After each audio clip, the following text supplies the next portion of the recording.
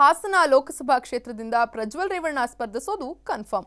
ಹಾಗಾದ್ರೆ ನಿಖಿಲ್ ಕುಮಾರಸ್ವಾಮಿ ಲೋಕಸಭೆ ಚುನಾವಣಾ ಅಖಾಡಕ್ಕೆ ಇಳಿತಾರಾ? ಯಾವ ಕ್ಷೇತ್ರದಿಂದ ಸ್ಪರ್ಧಿಸ್ತಾರೆ? ಸ್ಯಾಂಡಲ್ವುಡ್ ಜಾಗ್ವಾರ್ ಪರ ಬ್ಯಾಟ್ ಬೀಸುತ್ತಿರೋರು ಯಾರು? ಇಲ್ಲಿದೆ ನೋಡಿ ಕಂಪ್ಲೀಟ್ ಡೀಟೇಲ್ಸ್. ಹಾಸನದಿಂದ ಪ್ರಜ್ವಲ್ ರೇವಣ್ಣ ಸ್ಪರ್ಧೆ ಕನ್ಫರ್ಮ್. ಮಂಡ್ಯದಿಂದ ಸ್ಪರ್ಧಿಸುತ್ತಾರಾ ಸಿಎಂ ಪುತ್ರ ನಿಖಿಲ್?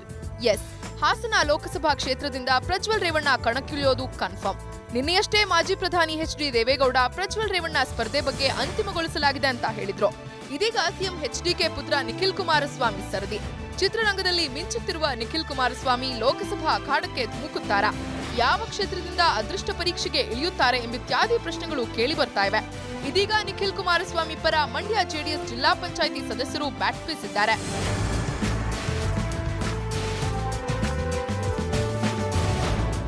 ಮಂಡ್ಯ ಲೋಕಸಭಾ ಕ್ಷೇತ್ರದಿಂದ ನಿಖಿಲ್ ಕುಮಾರಸ್ವಾಮಿ ಅವರನ್ನ ಕಣಕ್ಕಿಳಿಸಬೇಕೆಂದು ಮಂಡ್ಯ ಜೆಡಿಎಸ್ ಜಿಲ್ಲಾ ಪಂಚಾಯಿತಿ ಸದಸ್ಯರು ಎಚ್ಡಿಕೆ ಎಚ್ಡಿಡಿಗೆ ಮನವಿ ಮಾಡಿದ್ದಾರೆ. ಮಂಡ್ಯ ಜಿಲ್ಲೆಯಲ್ಲಿ ರೈತರ ಆತ್ಮಹತ್ಯೆ ಆದಾಗ ಜನರ ಸಮಸ್ಯೆಗೆ ಸ್ಪಂದಿಸಿದ್ದಾರೆ. ಪಕ್ಷ ಬಲವರ್ಧನೆಗೂ ಶ್ರಮಿಸಿದ್ದಾರೆ. ಹೀಗಾಗಿ ನಿಖಿಲ್ಗೆ ಟಿಕೆಟ್ ನೀಡಬೇಕೆಂದು ಒತ್ತಾಯಿಸಿದ್ದಾರೆ. ನಮ್ಮ ಪಕ್ಷದ ವತಿಯಿಂದ ಮುಂಬರುವ ಲೋಕಸಭಾ ಚುನಾವಣೆಗೆ ನಿಖಿಲ್ ಕುಮಾರಸ್ವಾಮಿ ಅವ್ರನ್ನ ಆಯ್ಕೆ ಮಾಡಲು ಒಂದು ರಿಕ್ವೆಷನ್ ಕೊಟ್ಟು ಬಂದಿರ್ತೀವಿ.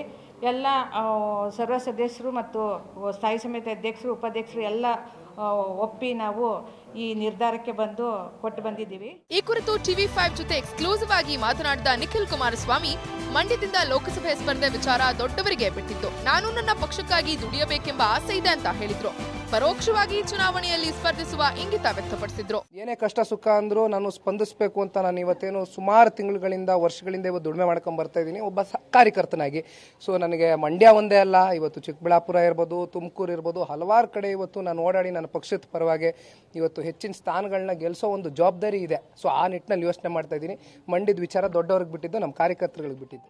ಒಟ್ನಲ್ಲಿ ಪ್ರಜ್ವಲ್ ರೇವಣ್ಣ ಸ್ಪರ್ಧಿಸೋದು ಕನ್ಫರ್ಮ್ ಆಗ್ತಿದ್ದಂತೆ ನಿಖಿಲ್ ಕುಮಾರಸ್ವಾಮಿ ಕೂಡ ಚುನಾವಣೆಯಲ್ಲಿ ಸ್ಪರ್ಧಿಸಬೇಕೆಂದು ಹಲವರು ಜೆಡಿಎಸ್ ವರಿಷ್ಠರ ಮೇಲೆ ಒತ್ತಡ ಹೇರ್ತಿದ್ದಾರೆ. ಇದಕ್ಕೆ ದೇವೇಗೌಡರು ಗ್ರೀನ್ ಸಿಗ್ನಲ್ ಕೊಡ್ತಾರಾ ಇಲ್ವಾ ಕಾದು ನೋಡಬೇಕಾಗಿದೆ.